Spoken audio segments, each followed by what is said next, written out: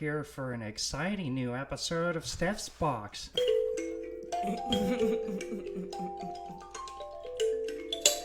Fuck yeah! Here with two guests. First time doing a three-way on this show. Got Nancy Witter, stand-up comedian, Nickelodeon's funniest mom in America, and by far the classiest alcoholic I've ever had the pleasure of getting smashed with. Thank you very, very much. Thank you. And apple falls not far from a tree. We've got Annie Witter, sometime bartender, all the time fun. And the second sociopath I've had on too. Yeah, that's fun. That's fun. Yeah, 2 in a row. Had Cam Smith on not long ago. No, it's like I'm such a sociopath. I didn't realize I was a sociopath, and that's why I need Steph in my life, because I can't afford healthcare and get diagnosed as a sociopath. Right. That's why we keep Steph around. That's right. Because She's more than that, though.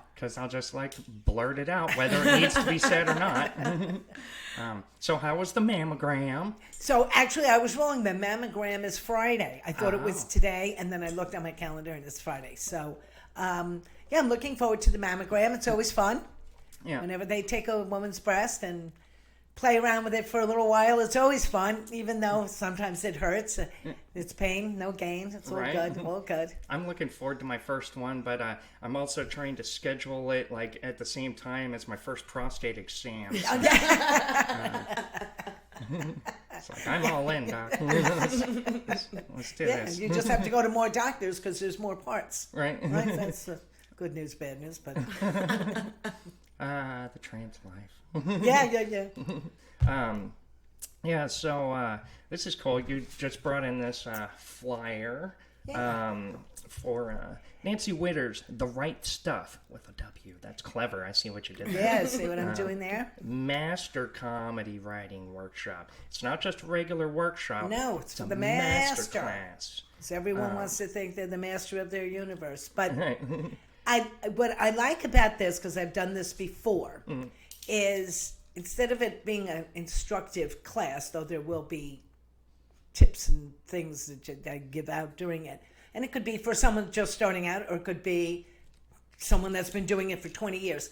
It's difficult to write, especially comedy, in a vacuum. You just don't come home at your computer and go, all right, now I've got to just write comedy. You can write Unless you're Jerry Seinfeld. Unless you're Jerry Seinfeld and you have a Larry David in your life. That's different. But if you're want to get on stage, or you are on stage and you want to try out new material, there's, as you well know, you have to first come up with the idea, then you have to craft it, then you have to try it out, and sometimes you just have trouble with a new set. You go, you know what?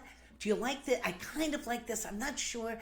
Not quite where I want it to be. So in a writing workshop, it's very collaborative. Right. And it's a safe place to go, I'm going to just try this out. And someone might say, you know what? Just, instead of doing it that way, add that. And you go, oh, you know what? That's it. And that's really what it, and supportive. Right. And the more comics that can support other comics, that is really the name of the game, especially when you're starting out. Because your friends will say, Steph, I love you, but I've seen your act 10 times. And if they say that and you're doing the same stuff, you're doing the right thing. Right. You are. Until you get something new. And then probably 2 or 3 years later, they come see you and you'll have 1 or 2 of your original things. It'll be a whole new act. But it goes very slowly. First, you have to master it. So what you need is other comics that say, I'll go to your thing if you'll come to my thing. Right. Right? Because it's the only way to do it. Not only that, those are the people that you can talk with and say, what do you think about this? And you trust their opinion. If you ask, we call them civilians, you know. Civvies. They'll go like, I think that's funny. You're like, you're an idiot. So I don't trust I didn't even get to the punchline yet. What are you talking about? That's right. That's right.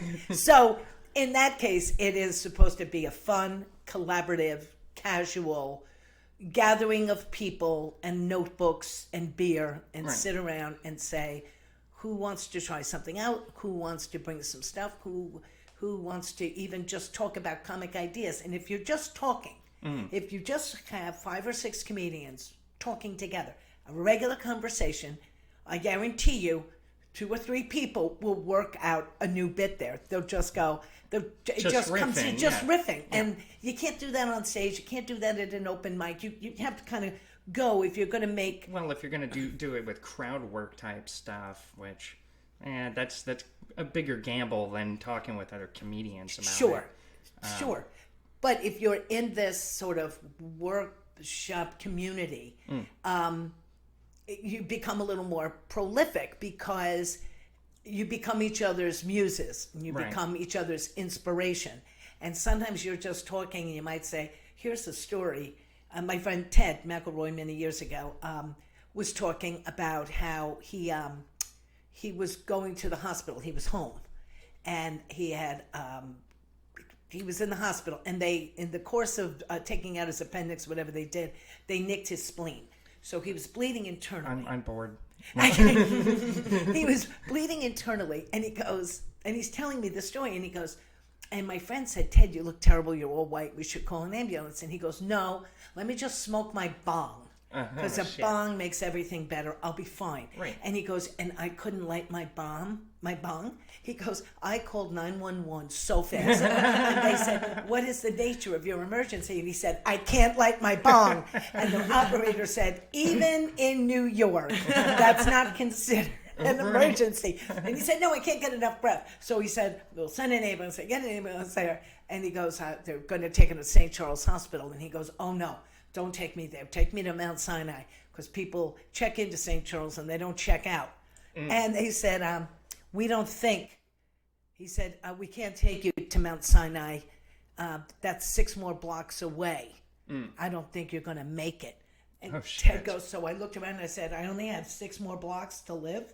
And so I looked out the window and I saw a rabbi getting a blowjob. I saw someone, mugging someone on the street corner. And I thought, these are the last things I'm going to say. But so he told me that story. Yeah. And I said, is that in your act? And he said, no, and we were hysterical. I said, Ted, these are the things that you have to incorporate into your act. It's all part of your persona. And he did, and it became a staple of his act. Nice. So that's what I mean. That kind of thing happens at a workshop where you might be talking about someone totally different. They go, why did you put that in your act? You go, really? It's that funny? So that's the purpose of that, to come.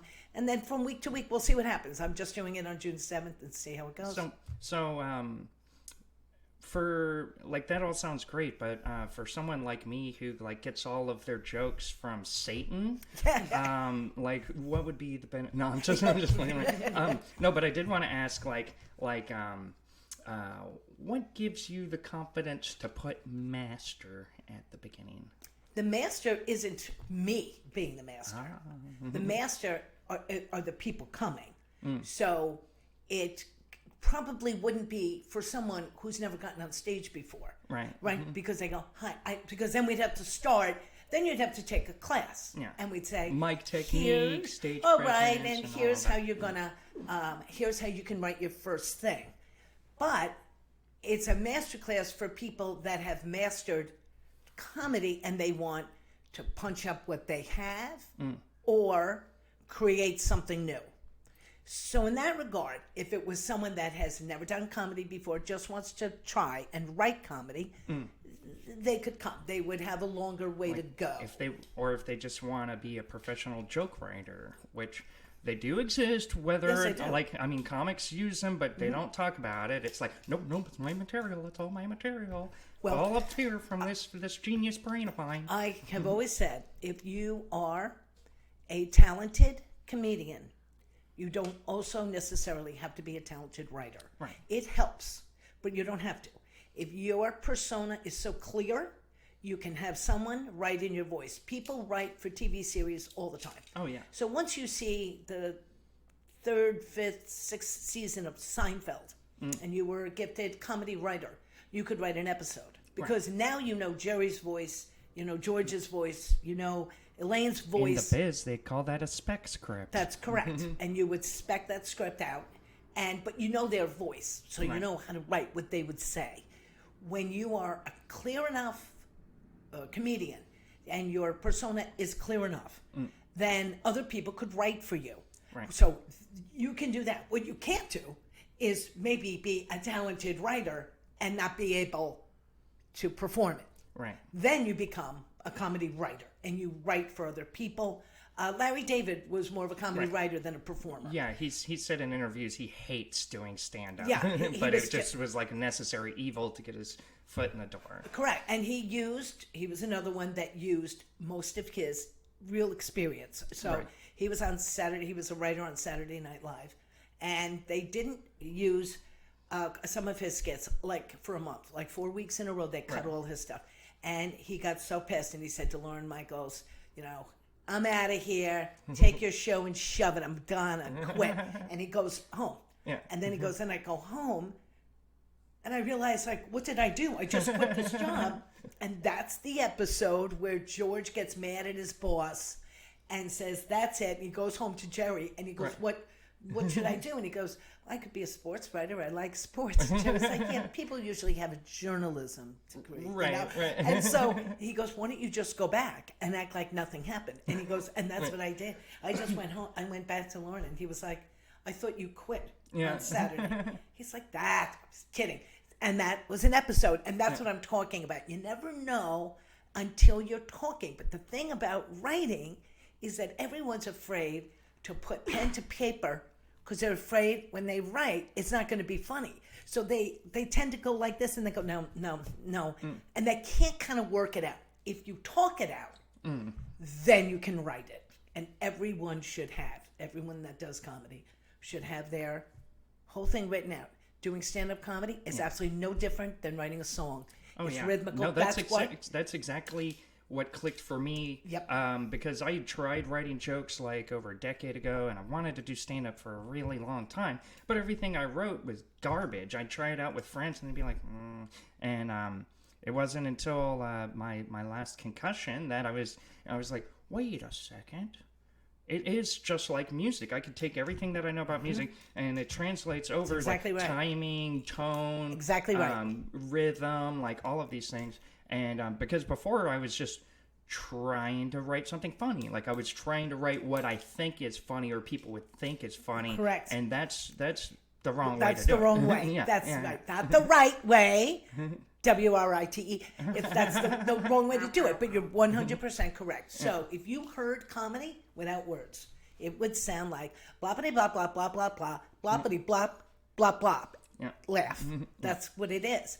That's why if you have an extra word or not, and when people say, I generally know what I'm going to say in a bit, and I said, every word matters. Every word matters. You have to every write word, it out. Every pause, every single exactly. thing. Yeah. It's like a song. And you can't say, well, every time I sing Bye Bye Blackbird, it's not the same words every single time. You go, no, it has to be exactly it. We used to laugh. In New York, we did the whole group of us did the same show for 10 years on a Saturday night in Times Square. Yeah. And we used to laugh and go, on my birthday one time, we all did each other's acts. Oh, hell and we could do it word for word. Yeah. Right? Because we were there. And we laughed every single time. It was never like, I'm tired of this stuff. It's not funny anymore. Yeah. It was funny. Every year after year, we would look at this stuff and go, it's hilarious. Because when you go to a new place, they've never seen it before. Right. But it's very rhythmical. It's more, and that's why Mel Brooks, really great comedians, have always used some sort of musical component. Mel Brooks is one. He knew all of his funny things. Most of them were musicals. He had them on Broadway, even Young Frankenstein. That gives me an idea. Now that, just had a thought, like, you can kind of listen to comedians and they have a corresponding genre of music. Like so-and-so is like rock and roll. So-and-so is like soul, or so-and-so is like jazz. That's right. I definitely think in terms of jazz, like when I'm writing, like, because I play saxophone and bebop and Charlie Parker and stuff like that. So like the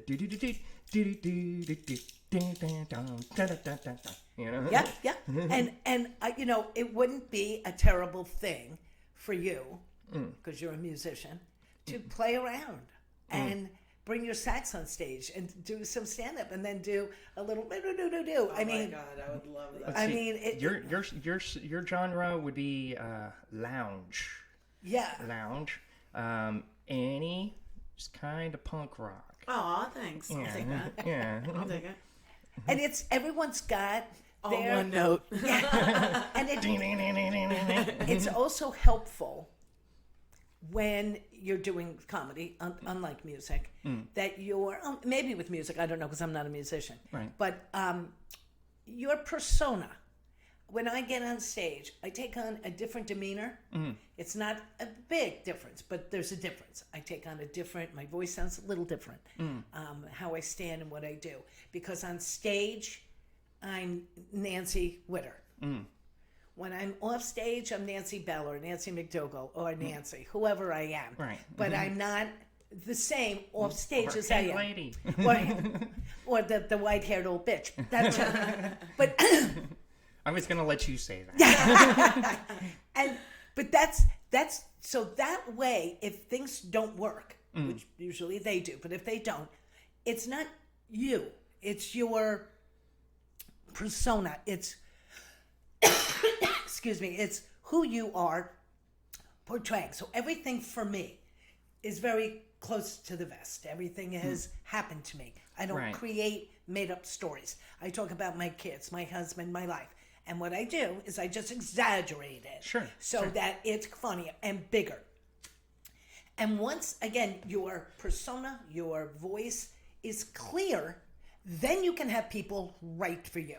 Right. And again, if you don't have that, that's why I always say to people, and I've seen this throughout, I've been doing comedy for 25 years, and I would see people and I would say, you are going to be very funny. You're not funny now, but Nice. you are funny, and you're going to get funnier and funnier. And they go, I can't really write. I go, don't worry about that, because you can always get someone to do that. Yeah. What you can't get is that talent. That's there. Really, it is or it's not. And So, would you like a lot of the pro level comics always say, like, the reason it takes so long for your career to get going is because of all the time spent trying to find your voice, and that's what you're talking about now. I like one of my best friends is a comedian in New York.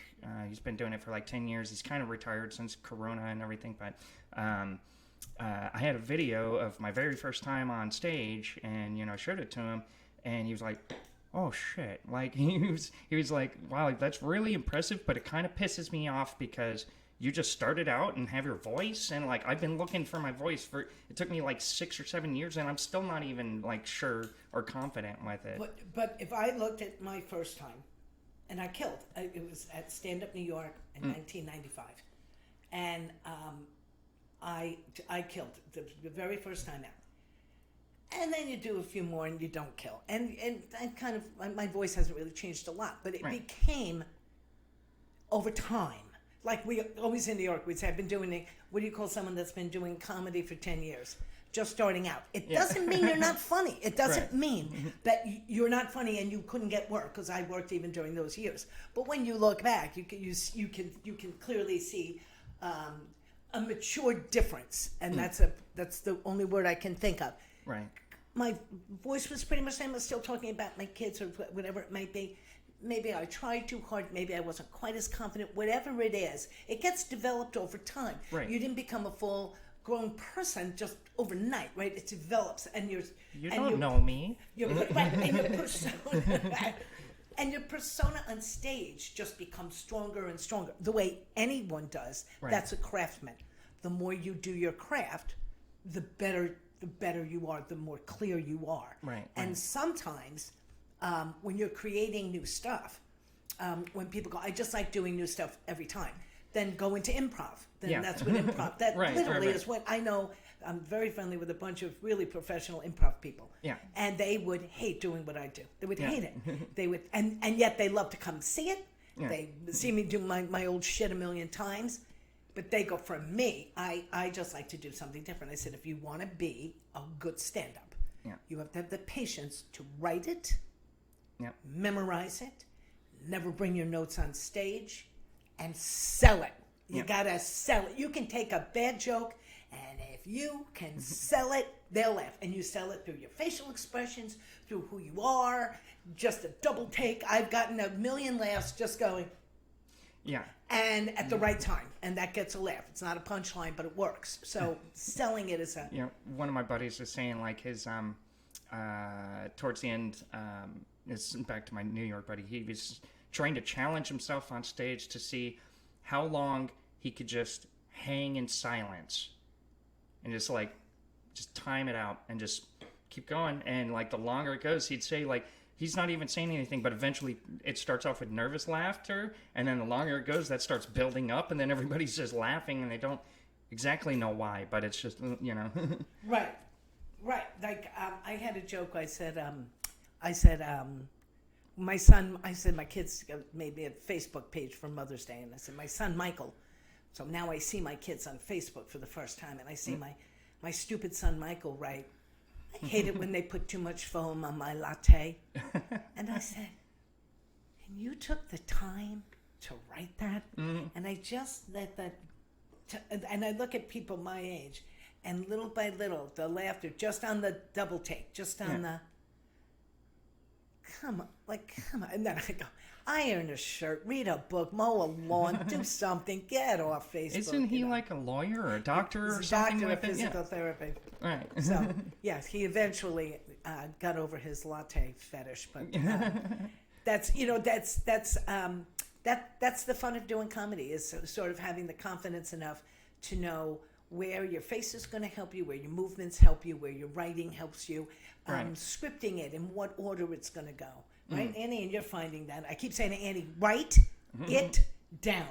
Yeah, and I do find it helpful when I sit, because like Steph and I have sat around and I have bounced ideas and come up with just random disjointed ideas or jokes, and it's when I've had to sit down and write it and put it all together, as per your advice, as you're sitting there writing, it's like having a conversation, and you're like, oh, something else strikes you in the middle of it, a different way to phrase a punchline or whatever, and writing it out like word for word.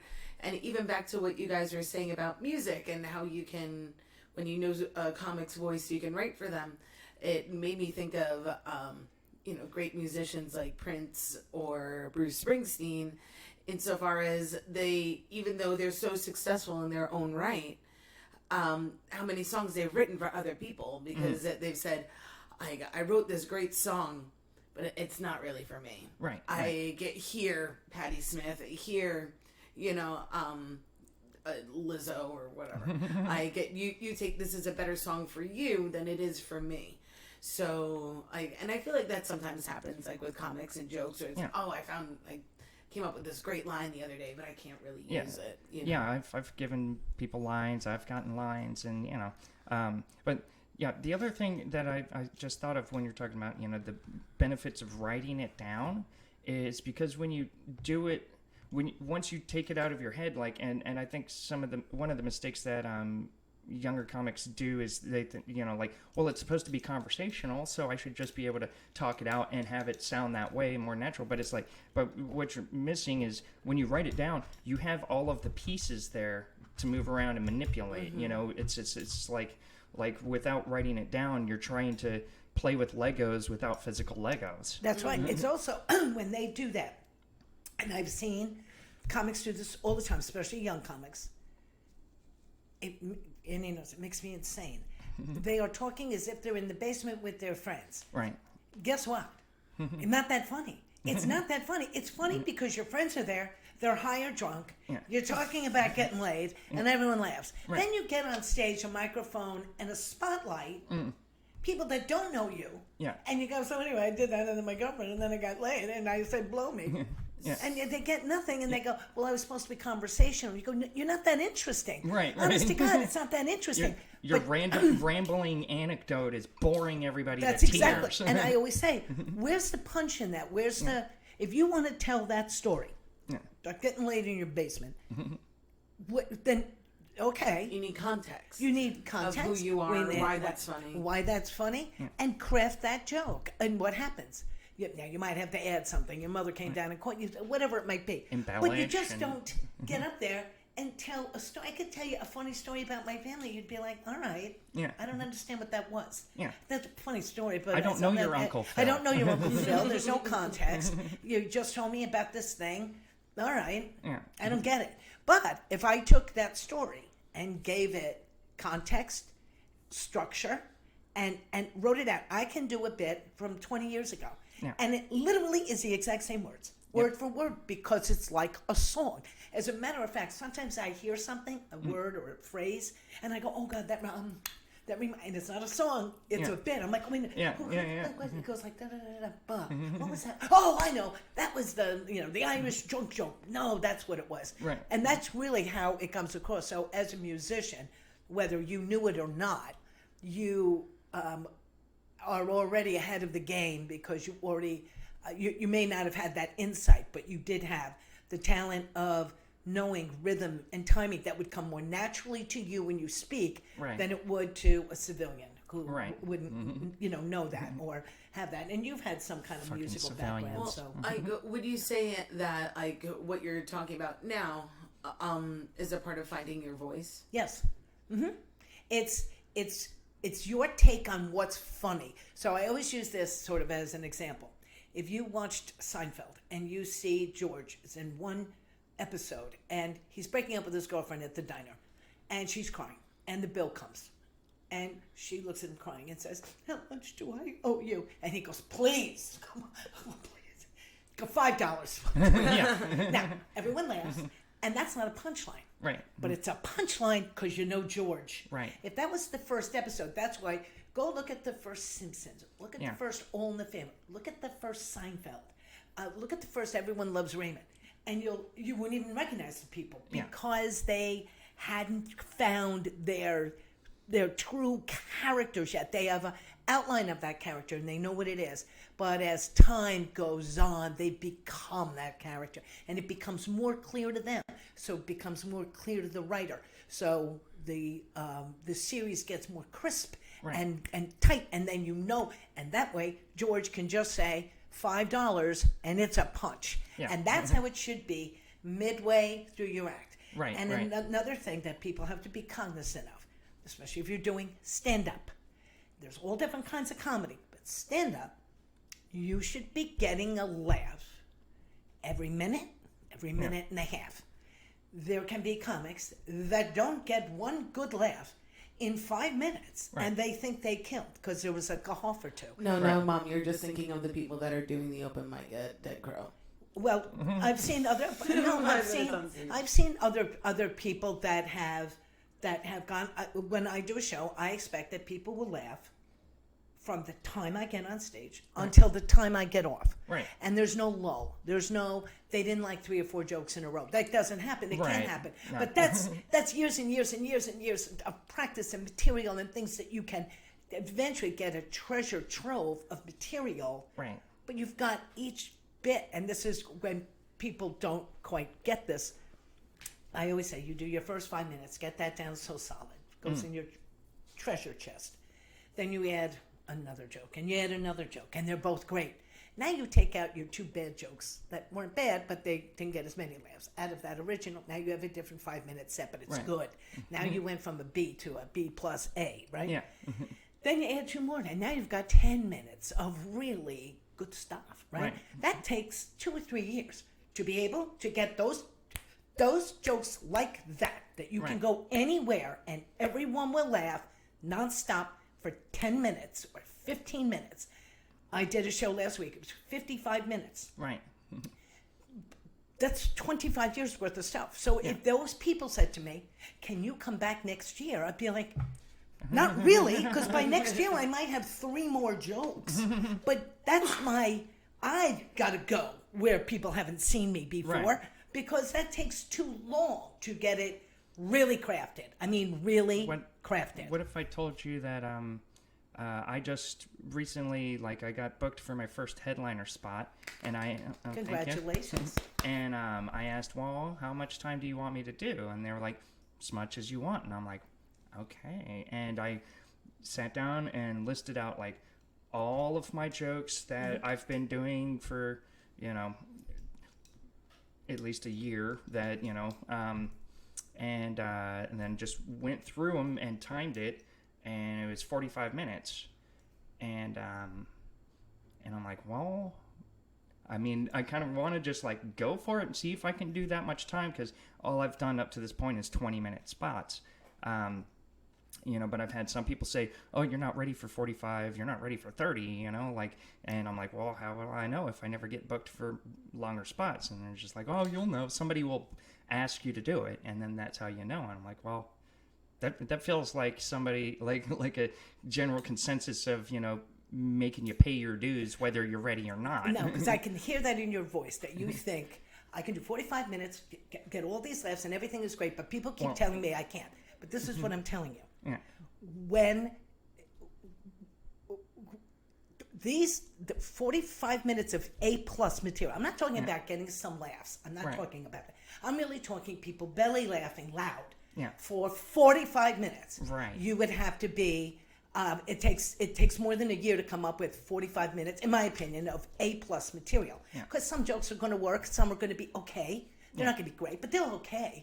And people won't. And listen, it's astounding, and it's, if you can do it, by all means, do it. But what I'm telling you is, in my 25 years, and all the professionals that I know, it took them many years to get A+ material and be able to carry a room where everyone's laughing. Not a couple of people here, not a laugh over there. You feel the room on fire. Yeah. Now, typically, to headline, is about 45 minutes. I've done shows where they want an hour. I did one show in Holly Springs. I did do an hour and a half. But then I do jokes. That's my own personal thing that I like to do. And it does eat up 20 minutes. But it's clear those are jokes. I have a drum and a cymbal. And I do drum. It's very clear. So the show I did last week was an hour and a half. So I did about 55 minutes of my original material. Yeah. And some of it is 20 years old. Some of it is 15 years old. Some of it is 5 years old. Some of it was I wrote last week. Honestly, last week. Yeah. Then I have jokes. And there was an intermission. Then you do jokes. And that can eat up another 20 minutes. For you, I really think to play around, I mean, to have you really fully functioning. And I love for people to stand out and be who they are, and no one else is like you. No one else does those jokes like I. It's not that people can't tell jokes like I do, but the drum thing is something that people just. And I do song parodies once in a while, and I enjoy that. But for you, I love people that come out and you go, no one does that. Yeah. And if you bring a saxophone Steph, or a speaking guitar, about like your voice, like you are so unique, especially in this scene down here. Like you get on stage and no one's seen anything like you, and that's what I love about your stuff. Well, they have, just on Pornhub and secret. But that's what I love about you, is that I get, you're so disarming. You get on stage and people are like, wait, what? Like, I'm trying to follow. What did she just say? And then they're like, oh my God, that's hilarious. I did not see that coming. And that's one of my favorite things about watching you perform. It's kind of like a trick. The comedy is a trick. It's just like performing magic. Yep. You're subverting expectations. But the disarming part is, like I try to start the set with just a couple of quick one-liners that establish the basic things of, me being like mentally divergent and transgender and, alcoholic, and just like all of these, like perceived weaknesses right out the gate. And, Well, let me tell you something else about you. Like misdirection is like, is that what you're saying? Well, no, I mean, misdirection, that's just like comedy 101. You're setting up who you are. Right, when you get on stage, she says, I am transgender, I'm this, I'm that, I'm blah. And then after those, you do your funny one-liners, and then throughout the show, we are clear as to who you are. Like, I come from like a very you were large... talking about with the first episode of a sitcom, if you need to take the time and evolve those characters and get the audience to know them. Well, stand up, you don't have a season arc to do it. You got to do it in the first 3 minutes. So let me tell you two things about you specifically, and you should look at Steph's sets to see what I'm talking about. Two things that strike me is one, when you're on stage, it is very clear, I think, certainly to me, and I think to the audience, that you're someone in control of that stage. Because you are. When you're on stage, you're the captain of the ship. Right. If you're not, then get off the stage. So you're very clear. When you get on stage, the minute you get in front of that mic, you're very strong because it is clear you've done your work, that you're a skilled craftsman. That's number one. Craftswoman. And that's clear. That you've done your work, or your lines are delivered succinctly on time, and you're great. The other thing is, you're a very intelligent comic. So you're not someone that gets up there and is doing fart jokes. You know what I mean? You're not up there telling stories that happen in your basement. They're well... Well, I've never had a basement. But they're well-crafted, thoughtful, thought-provoking, and that puts you in a separate category. It does. Well, but it also didn't happen in a year. That has been happening to you for a long time. All of these things, whether you know it or not, have been marinating. Oh, right. All of this has been marinating. You stepped on stage maybe a year or so ago, but all of this... Technically 30 years ago. But. That's what I'm saying. That this stuff has, even when you said, I've always wanted to do stand-up, somewhere in your brain, this had been going, and then finally, it came out.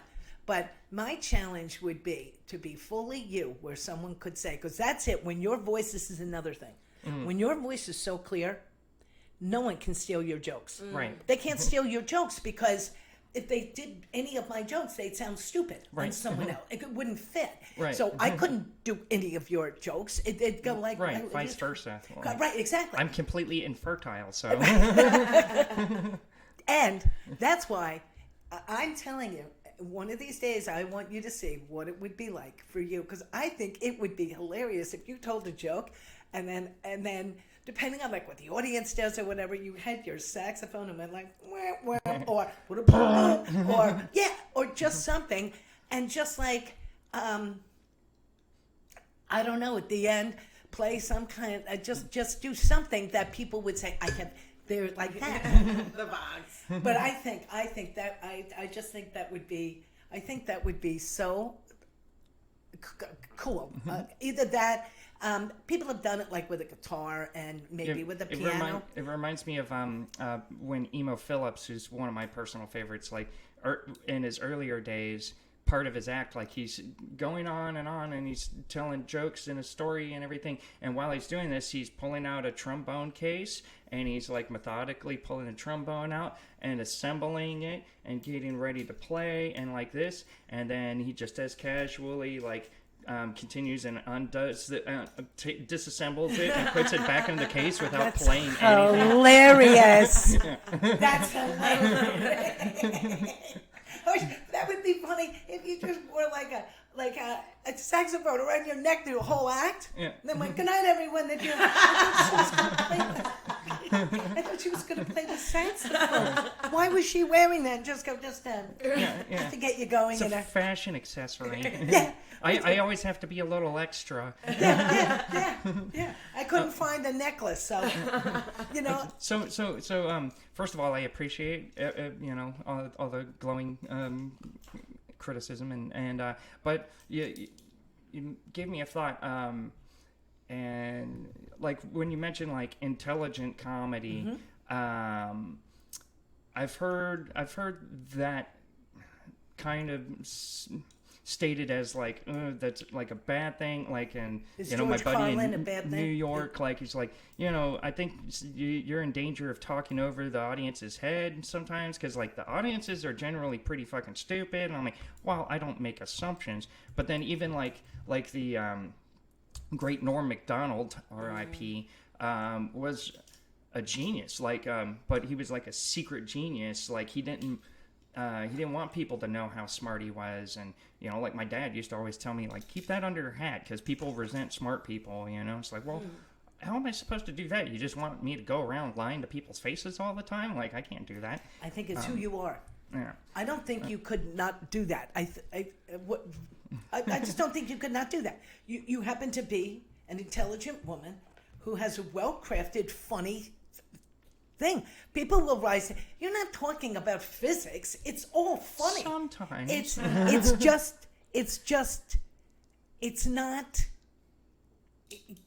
It's not stupid humor. It's not fart jokes. It's not blowjob jokes. That's what I mean. It's not. Well, maybe. But you know what I'm saying. It's a well-crafted, thought-provoking, funny act. That's who you are, whether you like it or not. No one could say to you, could you be dumber so that the audience will get it? I don't think anything's over their head. It's always going to, listen, even stupid humor is going to go over someone's head. Right. Or not get a reference. Like, references are really dangerous, Yes, they and are. I try to avoid them if Yes, I can. they are. But sometimes it's just like I had an old joke I used to tell about, what is it? You ever get in the key or get in the driver's seat of your car and you're putting the keys in the ignition and you're trying to remember how many gigawatts of power you need before you get up to 88 miles per hour so you can go back in time before you got fucking hammered?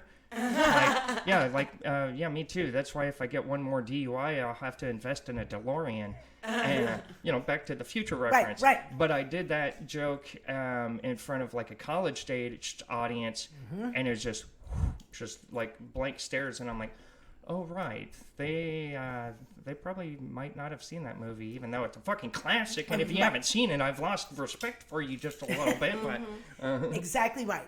That's why I used to have a bit many years ago about references. And when I hit like 50, and I used to go, I can't use any of my, I'm like, oh, she looks like Sophia Loren. She was a woman back in the 50s who was a sex symbol, Yeah. Oh, she was like, he drove like Mario Andretti. Yeah. He was a guy that used to race cars. Yeah, you have the two jokes that are kind of like that. One about your parents coming home. It's like they left as Dolores and Walter McDougall, and they came back as Elizabeth Taylor and Richard Burton, and Who's Afraid of Virginia Woolf. Right, and that movie at this point is Correct. well over 60 years old. Right. The other one was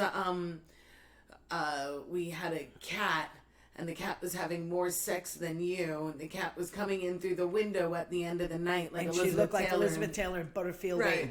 And at the time, that joke's 25 years old, but at the time, Elizabeth Taylor was still alive. Right. Butterfield 8 was okay. But you're correct. But that goes to the other thing. If you're going to make a reference, anything in comedy has to be clear. Because if it's not clear, they'll miss the joke. And that's what you're talking about. If they don't know the reference, they're not going to laugh at the jokes. They don't know what you're talking about. Yeah. So sometimes you can make a reference or you can explain something before you go on to the joke. Right. Hopefully it's just 2 or 3 words that you go, he used to be president, or they used to be whatever. Yeah. So there was a president, Ronald Reagan, who had a thing, boppity blop, and then you go on to your joke, and then they can laugh. You have to make that up. But if you're not clear with a joke, then people go, I don't get it. Then you explain it to them. They go, oh, now I get it. So that's when you know, I have to make that joke a little more clear on yes, stage. because jokes are always funnier when you have to explain them. Yeah, exactly. It's annoying. I've seen other comics sort of like use the tool where it's like looked like Elizabeth Taylor in Butterfield 8, and then using the audience. It's like you look confused. Do you know what Butterfield 8 is? And then use that as a small opportunity. I would say, to I'm explain. so old, old, and I knew Elizabeth Taylor when she was riding a pony. You can. There's other ways. Actually, like I have a new joke I've been trying to work on, but it is like one of those things. Maybe you guys have some ideas. I have a lot of free time, so I like to read and study things. And I found out that when a caterpillar becomes a moth, most of the time they don't have any mouth parts because they're just built for sex.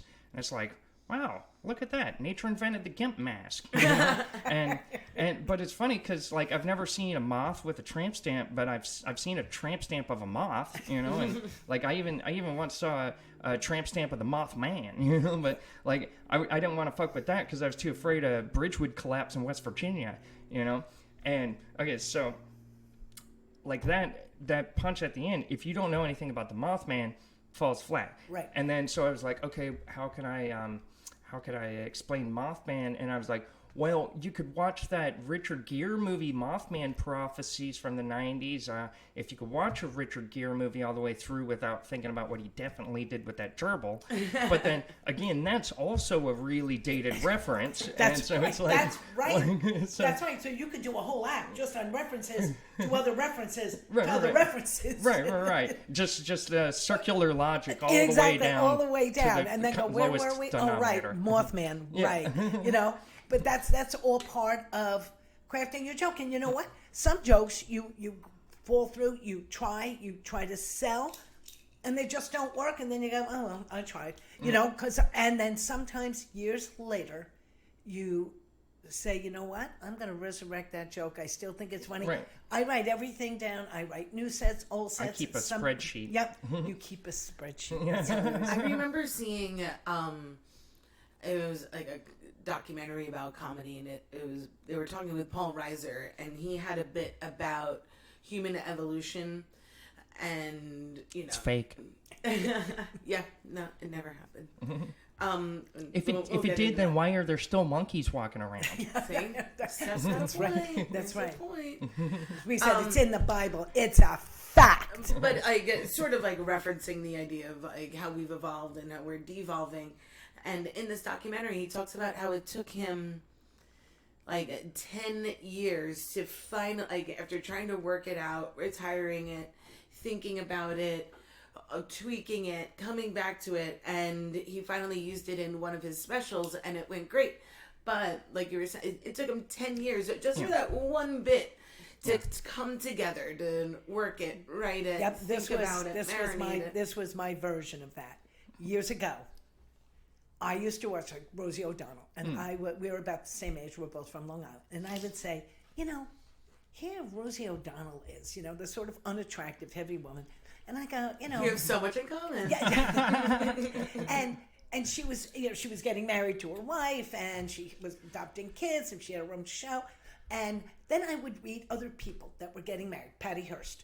Patty Hearst had been Tanya, you know, with the little tattoo of a snake on her arm. She joined the Sudanese Liberation Army. It was a big thing when I was growing up.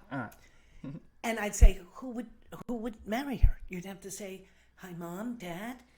This is Patty Hearst. Do you remember her as Tanya? Does this ring a bell? And she's robbing a bank. You know, the parents would say, I'm sure she's a lovely girl. You can't marry her. Like, I can't bring you home. That was always in my head. Yeah. Like, I was a single mother with 2 kids. They'd go, I think you're lovely. I can't bring you home. My parents would think I'm crazy. Like, what are you doing with this, you know, this comedian with 2 kids, you know? And that had always festered and festered. And I couldn't ever quite hear it. I was doing a Friday night show on 46th Street, and I was doing it every Friday night. The guy that normally did it was out, so I was hosting, so I had more time to do stuff. And I'm watching Dateline, and they had those Siamese twins that are connected at the head, and they were on an episode of Nip Tuck. And Katie Couric was interviewing the twins, and she says to one of them, have you ever had sex? And I'm thinking to myself, that's just a mean question. I mean, it's personal and it's mean. And the taller one goes, oh, yeah. And the other one said, Katie Couric goes, and what do you do when Lisa's having sex? And she goes, oh, I do my nails, or I write, her name was Reba. I write a country western song because I love writing songs. I remember it was pouring rain out. I said, that's it. That's the one that tipped me over. And I went into that show that night. And I said, let me tell you something. You know, I have a lot of baggage, and people would never. I look at people that, oh, it's the bench. That's how it started. I said, I'm dating, and I am essentially what I would call benched. You know what that means to the athletes? It means you're on the team. They just don't let you play. You're benched. I get it. I understood it. I didn't mind it. But if I'm going to be on the bench, other people have to be on the bench with me. I can't be only one benched. And the first time I got upset about someone getting off the bench was Walter Hudson. He was 1,000 pounds. His wardrobe was a bedspread. He never left his house. Wow. When he died, they took the side of the house down. They put him on a flatbed truck, and they buried him in a piano box.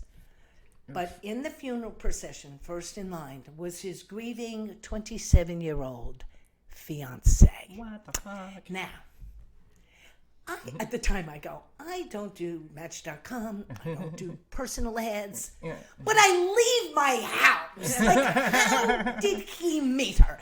Did she walk by the window and he said, oh, hello, you want to come in for some M&Ms? Like, how did he meet her? I go, then I'm in the doctor's office, I'm reading Newsweek, and I'm reading about the professor with the black hole, Stephen Hawking. And I'm reading Wheelchair about guy. him. The guy, here's a genius. And I'm reading, and the poor guy doesn't have a muscle to his name. He's in a wheelchair. He can't even speak. He has to talk through a voice synthesizer. I said, the poor guy probably will never know the love of a woman. Keep reading. He was married for 10 years. Yeah. I'm like, he's giving hope to the hopeless. If he could get married, I could get married. I keep reading. He divorced his wife to marry his nurse. How does a man like that even flirt? Does he say, show me your tits? Like, how does he flirt? I go, wheel over to the bench. And then I watched an episode of Katie Couric interviewing those famous Siamese twins, Reba and Lisa, connected at the head. They're in a little grocery cart.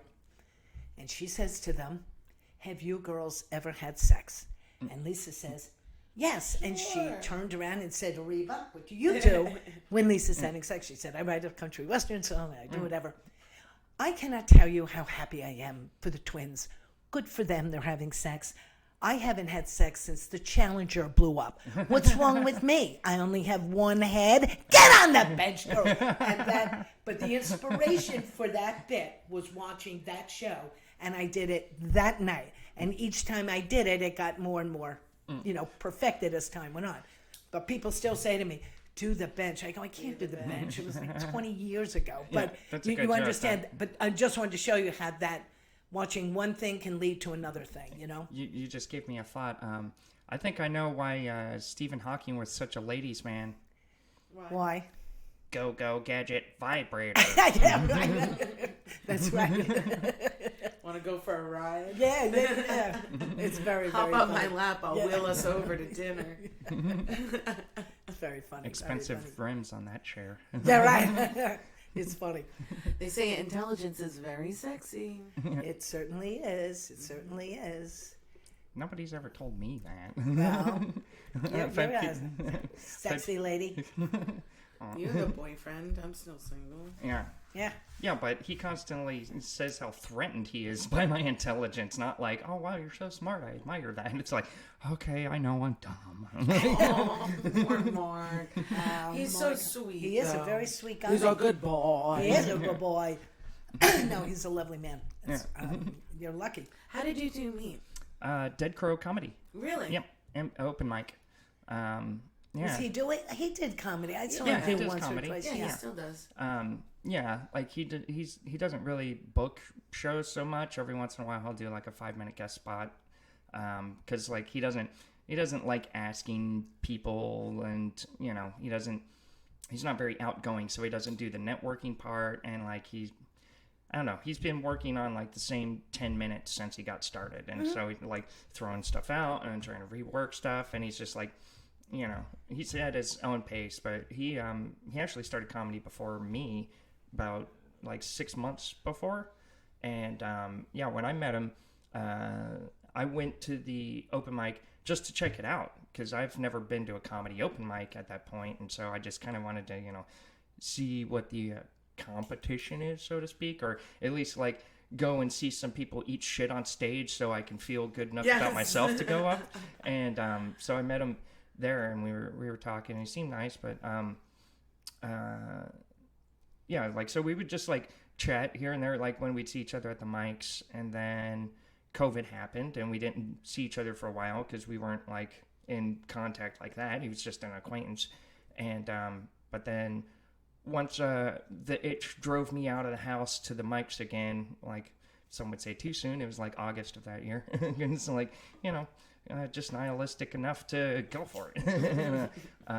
He was at that mic that night, and I had like a little after party at my place here, and that's when he confessed that he had a crush on me for like over a year, which like he did by like Messenger. And he's like, hey, did you check your Messenger? And I'm like, oh no, I usually don't look at my phone when I'm socializing. But he's like, well, I sent you something, and I'm like, oh, and it says every time I see you, it gets better and better. And I was like, oh, that's really sweet. And so I was like, here, let's go alone and talk. And it was like, oh, okay.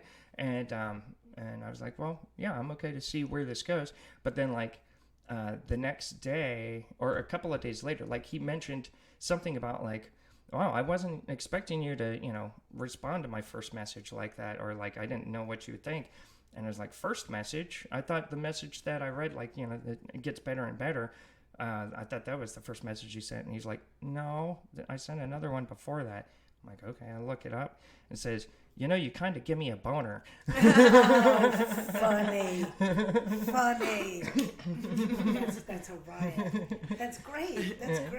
But I think comedy is such a calling. I think when you really, because it's such a, just like singing or playing music, some people just like doing it in their living room, or right. if they have friends over, but they wouldn't have a calling, and some people can't not do it. They're called to do it. I think comedy, a successful comic, is always called to do it. And people do it. When I teach comedy, I always ask, why are you doing this? Some people just want to do it once in their life. It's a bucket list thing. Right. They just want to do it. Other people want to be popular, or they think it'll make them cool, or they think it's, and if it's not, because I do it for the pussy. Yeah, exactly. If you're doing Same it for with any musicians, other reason other than I have these ideas and I think it's funny and I have to say them out loud. Right. If it isn't that, chances are you're not going to be that great. If you're doing it for any other reason other than I have to do this because I have these ideas and I love talking about them on stage, and I need whatever it is you get from it. Otherwise, there's other things you can do. You can do storytelling slams. You can do improv. Right. You can do acting. You can do a one-woman show. You can do a monologue. Write There's a a million book things. But stand-up is very specific as to what the parameters are. I would love to see something like The Moth or some storytelling. All you need is to go to Dead Crow and say on a Tuesday night and say to them, "Can I do a storytelling slam?" I don't know. Oh, they do that there? I don't think so. That's all you need. What do you mean? What are you talking about? Of course, that's all you need to do. You need to get storytellers. You craft that. Again, that would be a workshop thing, because there's a craft to telling stories, just like there is telling jokes. But that's what the Moth is. And they do come. They go to Raleigh. They go down here. But if you want to do your own, you can have a night of storytelling with Steph Stigma. Tuesday night at the Hop Yard or at anywhere, and that's a different. For me, it's a like, different thing. My opinions on storytelling and stand up is like there's just like, it seems like there's so few comics that do it well. Because like often it it takes too long to get to the punchlines, and it's like, well, I don't care about all the details. It's just like cut to the chase, but then like at the same time, as I started booking longer and longer sets, it's like, well, I could see why people kind of default to wanting to do that, because that's a bigger chunk than trying to fill 10 minutes with one-liners, right? But what I started doing, instead of trying to write out like a story, because most of my stories are too fucking depressing if I were to just like tell it as an anecdote. So it's like, have to be really clever with the punches and twists to make it palatable. But I realized, when you tie together a bunch of jokes and a similar theme, all those little segues, and that's how I've gotten to crafting stuff that sounds more conversational than just like zinger. Well, imagine Ted's story with the spleen, without any jokes. So I'm at my friend's house. Right. He's filling up with blood. He didn't know it. He was white. We called an ambulance. He was filling up with blood. Yeah, we didn't know it. He was bleeding internally. The ambulance came. They took him to the hospital. Yeah. They fixed him up, and then he came home, but he almost died. You'd say, okay. Right. You put in the bong, and that was all true. Yeah. But you put in the bong, you put in the the rabbi getting a blowjob, and you add all those things, and that would be the same thing. You would tell your story and do exactly what you just said, and then within that story, you would find the punches. Yeah. But if you want to tell a well-crafted 5-minute story, and some people, their stories, it doesn't have to be funny in a storytelling slam. It doesn't have to. It has to be something. Right. It has to be exciting, inspirational, funny, scary. It has to have a beginning, a middle, and end. It has to have a purpose. Right. And it has to be interesting. And hopefully, like a song, it has to evoke some kind of emotion, whether it's laughter or tears or whatever. I have a story I'd like to tell to the house.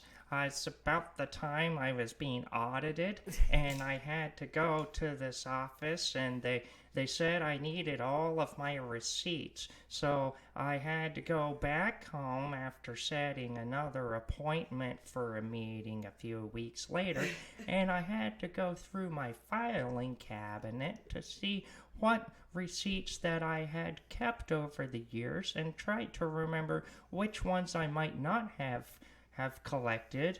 And so then throughout those weeks I would go to work after eating breakfast, and I would come home and I would I'm not going anywhere with that, just so you know, like spoilers. Yeah, see? And then you go, and I ended up owing, $1,000, which I didn't pay right away. I had to pay it out. Every 5 weeks, I had to pay $100. That I had to borrow from my father. And that's how I started daytime hooking. That's how. That reminds me of the first time I went to Dead Crow for one of the open mics, and I was like number 36 out of 38 people. It be like that sometimes. Yeah, it is. But it was cool because I got to meet people and mill around and stuff. But when you're that far down the list, you really don't have that many people still left in the room. So I'm in the room for the 2 people that are going up before me, and like if I'm 36, number 34 gets up on stage, and the guy's like, "Hey, so great to be back here. It's my first time getting up doing comedy since COVID. COVID was really tough for me because in that time, I went to the doctor, and they found a lump in my scrotum." And proceeds to tell this like cancer story for 5 minutes. He's getting the light, like it starts like flashing. He's still going, and not a punchline to be found the entire time. Crickets. I was there. It's horrible. horrible. And and he's going on and on and on. I just like a confessional, and I was sitting there watching, and his big punch at the end was. So I finally heard back from the doctor, and I don't have cancer, and I was so glad. I was so relieved. Yeah. Thank you very, very much. No, Mom. His big punch it was, and I was so relieved because I almost cleared my search history on my computer. Oh. Thank you so much. Have a great night. You're like, oh, great. So then the host gets back on stage. It's like, oh, all right, give it up for so-and-so. Next up, we have what's-his-face. The kid walks to get up on the stage, and mind you, it's a new stage. What's his face? He's good. Yeah. But like he misses the stairs and like walks like into the stage and finds the stairs and walks up to the microphone. It's like, thank you. I thought the host was going to make fun of me for not finding the stage like I was blind. Because I am blind. I have diabetic blindness, and it's been affecting me now. And I'm like, oh my God, I have to follow cancer and diabetic blindness. Yeah. Like, oh, for the love of God. So dating's really hard. Yeah, right? I did Here are my problems. My worst show ever was in New York City. It was at an art gallery. It was around St. Patrick's Day. And I was hired to tell jokes. And people would donate to this, whatever it was, cancer thing. And they would donate ahead of time. So I would real say, quick, sorry to interject, but synchronicity, that's when we met, was St. Patrick's Day. Yes, it was. Yes, it was. Hail Satan. 2021. 2021. So I would say, Steph, stigma, donated $50. This joke's for you, Steph. And then I would tell the joke. This joke is from Annie Witter. She donated $100. Annie, this joke's for you. That's how it's supposed to be. I like how you're using examples that don't have money. So people that have never donated to anything. $100 for a joke. So my friend Michael Clark was with this sort of nonprofit organization that did this. It was a very fancy art gallery. Everyone had champagne with strawberries in it, and they were all very wealthy people, and everyone was, and the guy goes, clink, clink, clink. All right, everyone, please come around. We're going to start the show now. We have Michael Clark, who most of you know, and he's so wonderful, and he's a very funny guy. And then our headliner is Nancy Witter, and she's going to make us all laugh and tell jokes and whatever. So before we get started, and as soon as he said that, I'm like, oh, I don't have a good feeling. I don't have a good feeling when I hear something like this. He goes, I do have an announcement. Oh, shit. I don't know how many of you knew Mary Ellen Sweeney. She was one of our volunteers who went over to Costa Rica to help the insurgents, and she was shot down in her plane, leaving behind her husband and a little baby. And all you could hear is people go, not Mary Ellen. Mary Ellen! Oh my God. I go, oh my God. So I look at Michael Clark across the room because he's opening for me. Yeah. And I make eye contact with him. And I'm like, listen to me. Keep your eye on the prize. You have a job. Yeah. You protect your quarterback. You get up there. You make these people. This is Super Bowl for this comedy. Is Super Bowl. So it's bad when they're passing around tissues instead of drinks. Everyone's had tissues. And all I could hear, and my head is down. My shoulders are going. It looks like I'm crying. Yeah. And all I'm saying is, Mary Ellen, I don't know you. What the fuck were you doing on a plane when you have a 3-month-old baby? Like, thanks for ruining my show. So I'm like this. To go and die and ruin my show. And now Michael Clark. And then the guy goes, okay. And all I could think of is Homer Simpson when he was going to do comedy at the company picnic or something. And that guy says, Homer Simpson is now going to do some comedy. But before that, we have an announcement. A puppy was run over in the parking lot. And Homer gets up and goes, are you ready to laugh? That's all I could think of. So Michael Clark gets up and he goes, I don't know if any of you knew Mary Ellen the way I did, but Mary Ellen is going to leave a void that I don't think will ever be filled. And so let's have a moment of silence. And again, I'm like, all right, moment of silence is never good. But when we and all you could hear was people crying. I'm not making this up. It's all you could hear. And I said, when we come back from that minute of silence, boy, you better do your job. Yeah. Minute of silence is over. And Michael Clark goes, it's now my pleasure to introduce to you Nancy Witter. And I go, oh my God. Again, I'm looking. Shit. People are crying. Their makeup is running. People are holding one another. Tissues are being passed around. And I go, hi everybody. I said, listen, I didn't know Mary Ellen, but I do know this, that when I hear a story like that, in life, that is the rain. I am the rainbow. An Irishman walks out of a bar. It could happen. Thank you, Steph Stegma, for your contribution. And I just went and just kept going until, and I said, I knew that I killed because at the end of the night, they weren't crying anymore. Right. They weren't laughing. Right. But they weren't crying, and that was a big win for me. Right. I got in the car. I called my friend Ron Poole so fast. I'm like, you have no idea what I just went through. Then I did another one a couple of years later at a country club in Garden City, and one of the local women of this charity was murdered by her husband, and her 2 children were killed in Villanova. And she used to be the president of this Mercy League, whatever it was. Again. They're like, Nancy, you ready? Okay, I'm going to introduce you. And it was the same thing. Yeah. They're like, and before we start, can we have a moment of silence for Linda Kavanaugh, who's tragically gunned down by her husband? And they're like, oh, poor Linda. And I'm like, and then she's like, okay, all right. Sorry, here's Nancy Witter. I'm like, oh my God, clean up aisle 9. Like, what am I supposed to do with that? So here, put on this meat suit and go out to the wolves. Exactly. So, those are the things that you're like, okay, all right, let's just keep going. But again, it wasn't me, because otherwise, and you kind of address the elephant in the room. You just couldn't go, hey, are you ready to laugh? You'd have to say, oh, that Linda, oh my God, the tragedy. She'd be so proud of all you people coming out here today, though. in her honor for something she loved. And my job is to make you like, hey, how about, and then you just go and you just shove it down their throat. That sounds like such a nightmare. Like, I know myself well enough to know that the urge to say something in really poor taste is so strong. Like, it'd be like one joke in and angry mob chasing me out through the parking lot. I feel like that's your goal after every show. It's like, if I'm not being chased to my car, I did not do my job.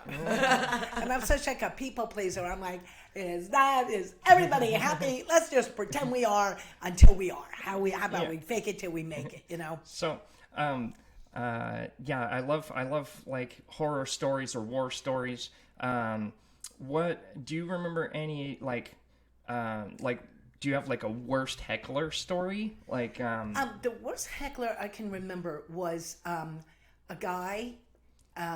It was Saturday night, sold out show, so it was like 80 people, and he was at a big table with a bunch of people, and they had clearly all been out before they came to the show. It was an 8:30 show, and he was loud, and he wasn't saying it wasn't funny or anything like that, but he was like, you know, she reminds me of like that. Remember when Daddy used to like and the whole audience was looking at him, and they were annoyed at him. So I'm never will get into a pissing match with a drunk person, because everyone in my family was drunk, so I know exactly. I know how to deal with crazy, and I know how to deal with alcoholics. So you're never going to shame them because they're drunk. So you can't say like, be quiet. They're like, fuck off, you know? So, or they could say, well, why don't you be funny, man? Listen to you, like along those lines. So I just said to him, I go, what is your name? And he goes, Eddie. I go, Eddie, you are so funny. Let me tell you something. I came from a family of 16. That's why I have the microphone and the spotlight. If you think you can talk over me, good luck. I've been doing this since I was 7. I will never let anyone talk over me. And I have, years of experience at my kitchen table. How many in your family? And I just started doing crowd work with him until he kind of settled down. And then I said, I love you like a brother. Shut the fuck up. And eventually his people kind of calmed him down. But I've never really I don't find, if you're going to get hecklers, believe me, you're going to get them in Staten Island, in Brooklyn, and they think it's part of the show. If you've ever seen that Jerry Seinfeld movie, Jerry Seinfeld goes to Governor's after the series is over. And he goes, I go out there, and you see him out there, and there's some Italian guy going, oh yeah? Yeah, my mother sucks dick. How about that? And Jerry Seinfeld goes, like, I'm not even bragging, because he's a pretty down-to-earth guy. He's like, I'm not even bragging like I'm Jerry Seinfeld, but like, I'm not here, like, I'm not just starting out. Like, you're gonna heckle me? You just paid like $100 to see me. Like, what are you doing? But they think like it's part of the act. Like, I'm funnier than him. And you go, this is not a participation sport. Yeah. I work alone. Thanks. Bye. Yeah. So that's a good quick diffusal. I remember before I got started, that was my big fear that kept me from going up for so long, was how to deal with hecklers, because I know it's like an unavoidable thing. And it's like, at first I was thinking, maybe I'll write down a bunch of like witty rebuttals for every scenario, and it's like, that doesn't work. And but I finally had my first heckler, and I remember it was outside at Barzar, and this is still like COVID. Well, COVID's still around, but I mean, it was still when everything was outdoors, and it's a small dispersed crowd, and I'm doing my set, and I say something, blah blah blah, dick joke, and a very large, muscular black man over there just shouts out, "What the fuck? You got a dick?" And I was like, "Whoa, hold on! I didn't know I was answering first date questions here." That's hilarious. That's hilarious. but I kept going. I just said that, and then went and got a laugh, and then I went back into my set, and then blah blah blah, somewhere down the line, blah blah blah, dick joke again, because I'm clever like that. And he shouts out again, "Yo, seriously, you got a fucking dick?" And I was like, okay, I know you're excited to like ask me out to dinner, but can you wait till I'm done, with doing what I'm doing here? And like he gets up and like it's like shaking his head and storms off all pissed off, and it's like, in the moment, like, it was funny, but then I realized that I'm in kind of a unique position of potential danger, more so than most, and like another time, like the only time I've tried to do intentional crowd work, like where I had like punchlines set up and I just guide them into the process. Steve Mars told that story. I think you were still there. God. About so funny with the homeless guy. Yeah, I kind of questioned the guy's sexual orientation, some like street person that was at Bottega, and he ended up taking it out on Steve Mars, who had never been in a fist fight in his life. And remember that story? Oh, yeah. yes, that was very funny. Yeah. So I don't think crowd work's my thing. 'Cause But what we used to love to do after shows, we would sit around and not really necessarily talk about heckler stories, but it was stories where you bombed. Oh, yeah.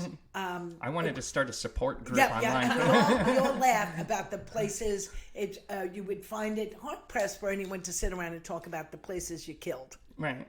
But we'd sit around and go, oh, listen to this. I did this show, right? And you would talk about what it was. And I said, I remember I did a JCC, a Jewish Community Center. And of course, all my stuff is Irish, Catholic, drunks. Right. And this whole audience full of Jewish people, I used to go, I could hear their hearts beating. There was a train about 50 miles away. You could hear the in the room, and you're supposed to do a half hour, and it would be a half hour if you got laughs. It would be a half hour.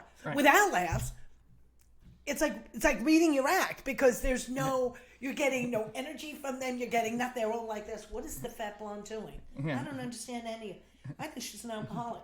I very unhealthy family dynamic. That's when 30 minutes becomes like 5 reincarnations as the same shitty comedian. Right. I'm like, why would you? Yeah, why would you hire me for this? Or like one time we did like a shoe store. Yeah. They hired us to do like a shoe store. You're like, what? Where am I? What am I doing here? Yeah. And you can see half these people. There used to be one in a laundromat. Remember that? I don't know if you were around, but they had a laundromat, and they did a comedy show in the laundromat. And I'm like, I hope my career improves at some point. I go, this is the highlight of my career. Right. I did a show in Atlantic City one time, and I remember Ron Poole. It was all these old retired postal workers. It was their convention or something. And I just remember my friend Ron doing crowd work and asking someone, when did you get here? Like, and it was the story the woman told went on for like 5 minutes. Oh, and Ron would paraphrase it because people couldn't hear it. Right. And so he's like, So you got on a boat. Okay. Then you go on for another 5 minutes, and he'd go, and then you got to the United States. And then he'd go, and sir, how old are you? Oh, yeah. How did you like the Lincoln administration? Like, he would just do, that's all you could hear was his end of things. But then he called me up. And again, I got like nothing. Everyone was hard of hearing. No one wanted. And so he just said, I just remember laughing so hard because he was getting nothing except the comics in the room. Were doubled over. We would double. It was the funniest thing ever. But everyone in the room was like, I don't get it. What is he saying? What? So I got up and he said, just do jokes. Yeah. Just do your stupid jokes. And then they got that because they were stupid and easy. Right. And so we got through that miserable gig. But they paid $250 and we lost it in the slot machines. And fun. Barely ended up getting home. So let me ask: have you ever been booed off stage? No. I have. What was the joke? By a packed audience. It was awesome. What did it's you actually, do? What did you do? It's on my YouTube channel. It was the Wilmington version of Live at the Apollo. And so in the tradition of like rubbing the oak, like the talent show thing, and so booing's kind of encouraged.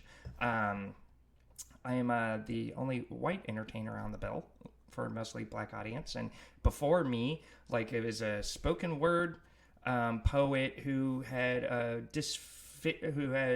burned, disfigured face from domestic abuse. And was, Are you ready to laugh? Right, Oh exactly. God. And then after that was like a young, attractive, bubbly, like choir singer, like church choir singer, who did, you know, like I don't remember what song it was, Perfect but just openers killed for it. you. And then I went up and like opened with my bukkake joke, which I didn't realize was a USO building. So it was like you know, boo, that, like. But what was funny was I didn't even get to the punchline on that joke before I heard a boo in the back of the audience. Like, I'm just in the setup. Like, so people were itching to Hi, boo my name somebody. is Steph. Boo! Right, pretty they're much. just booing who you are. It wasn't Right. even like your Oh, yeah. joke. They're Right, like, right. oh, no, we don't Yeah. like this one. So they started booing after the first joke, and I said, "Oh, that's okay. I've never been popular. You know, none of the kids would play with me in the playground yesterday." And then like that kind of won them back a little bit. And I'm like, okay, World War II, not funny. Pedophilia, hilarious. And then I was like, and then I said, you know, like, I'm working on a new book. It's a cookbook called Eat Shit. You know, and it's just a bunch of Taco Bell recipes. You know, boo. oh, come on, that's And then- great. And then I started going into my you know, neurotypicals, you know, calling people on the spectrum retarded. But like I got through, like, you know, some of you neurotypicals, and then it was like that was it. They were not having it.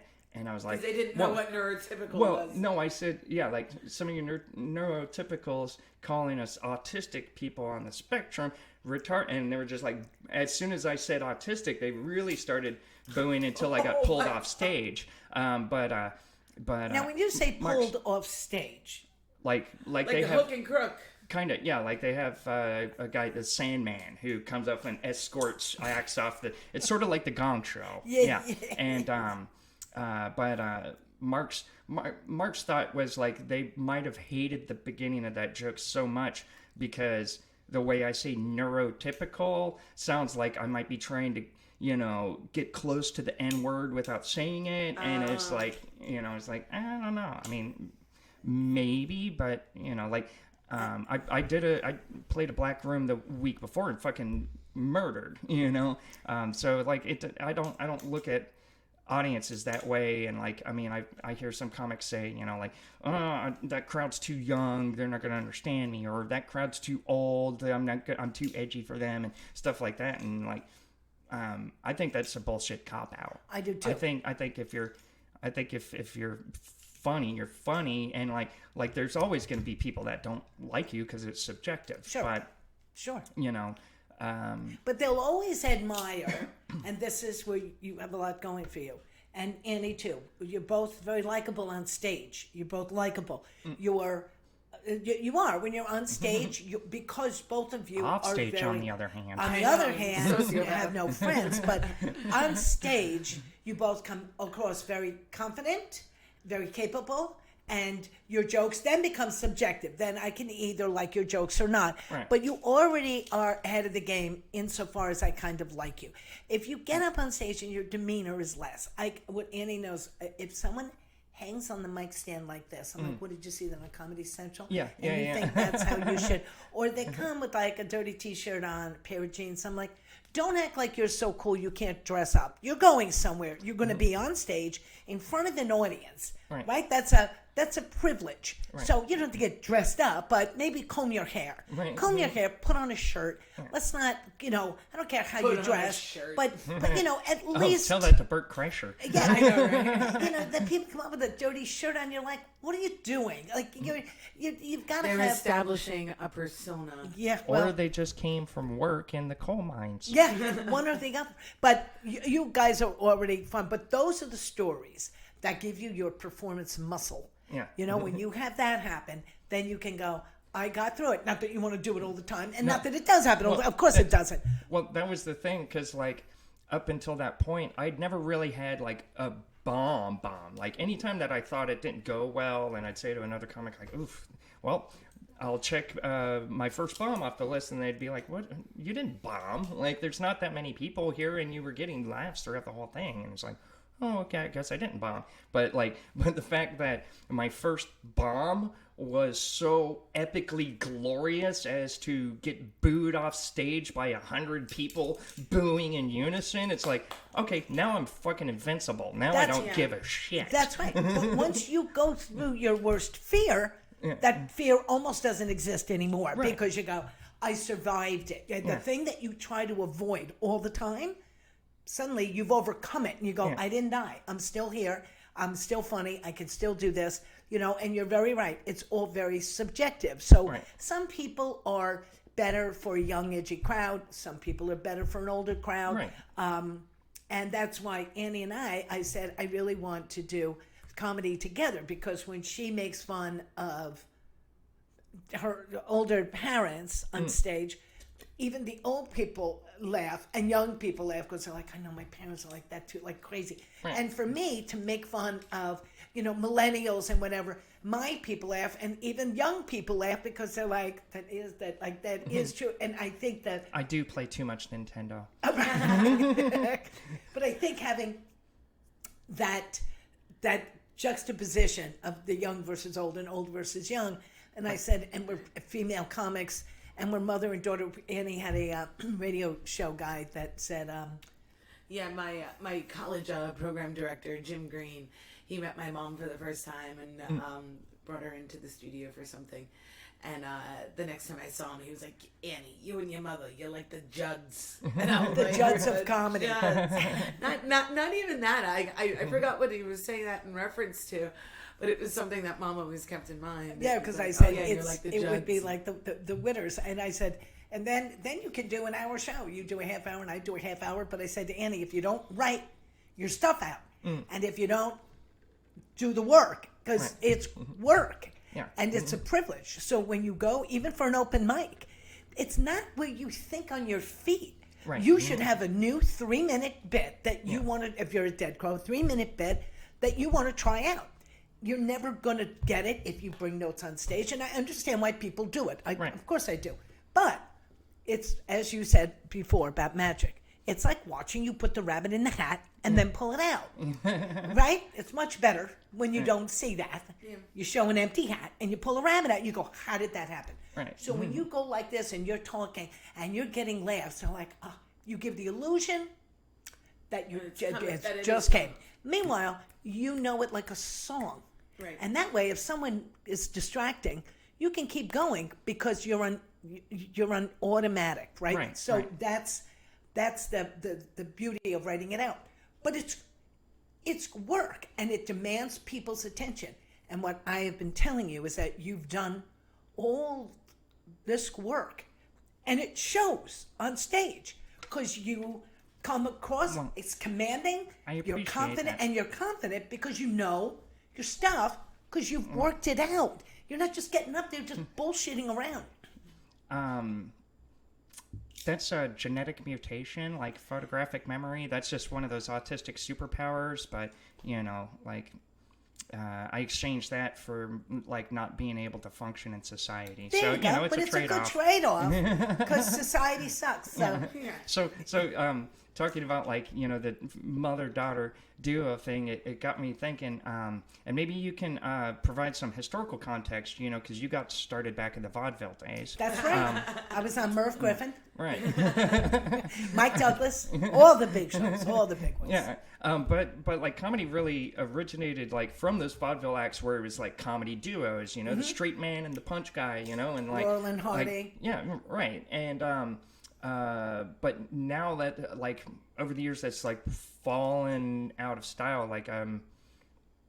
There's Garfunkel and Oates, but that's the two girls playing ukuleles that are funny, but it's a musical act. Why do you think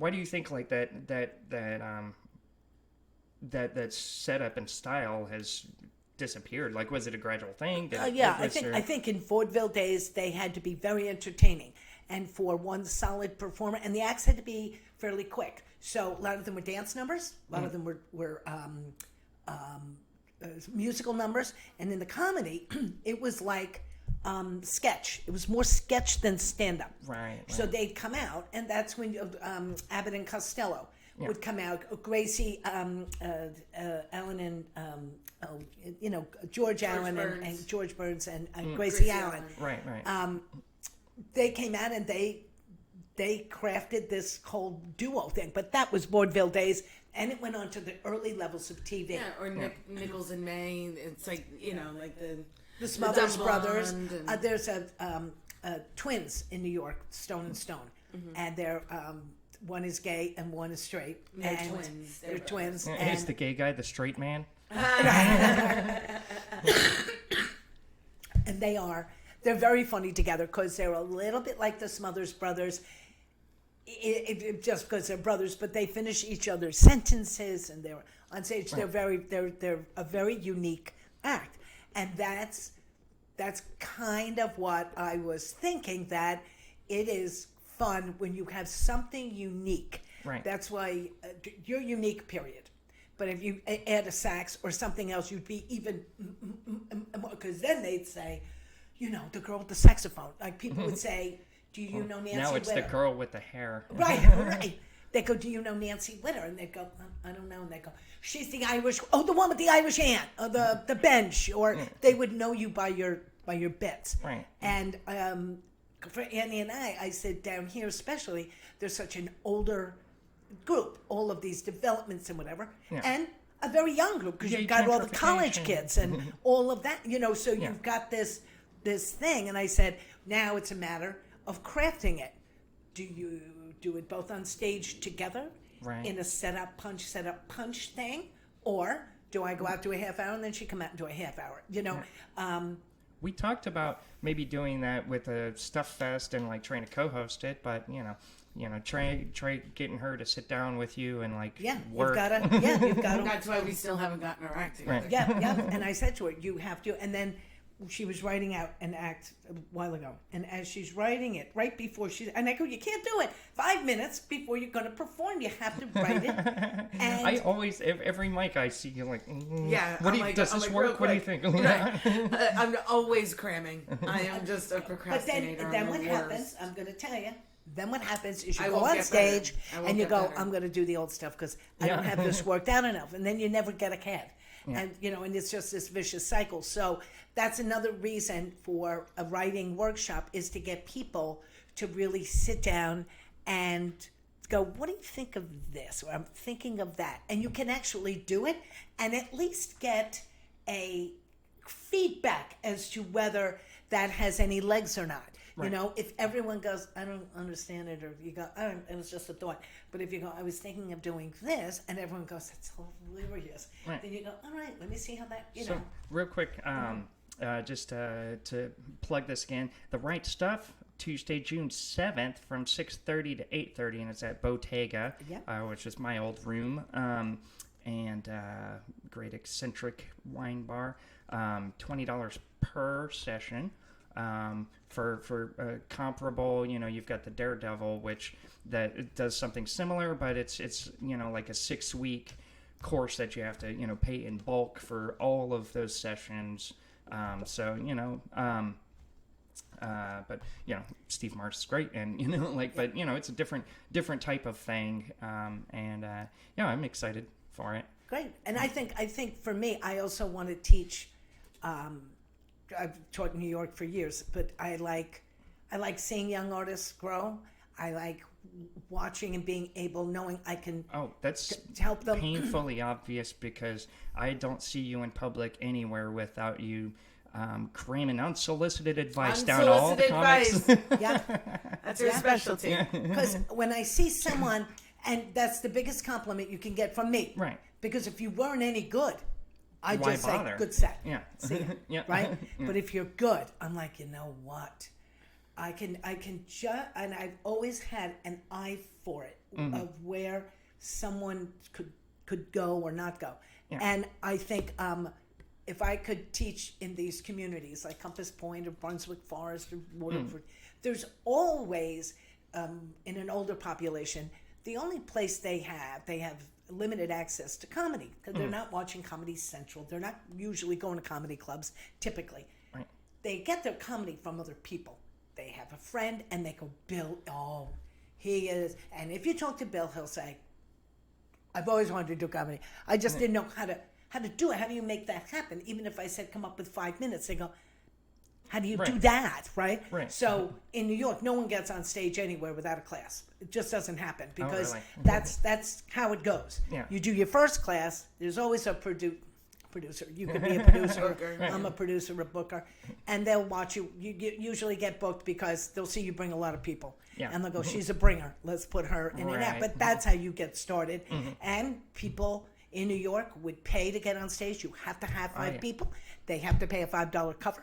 So some people would pay $25. They'd pay 5 strangers and say, "I'll pay for you. Just come so I can get on stage." They'd clean toilets because stage is the only place you can get better. There's no other way around it. So you want to make the best of your time on stage. So being prepared, because it's going to cost you $25, and you better be good, and you better know a little bit about what you're doing. People can still take a class and not necessarily be funny. They might necessarily never get booked again either. But for me, it would be fun for people that have it on a bucket list, that just want to know, how would I do that? How would I craft it, And it's there. And experience that feel of that first laugh. Right.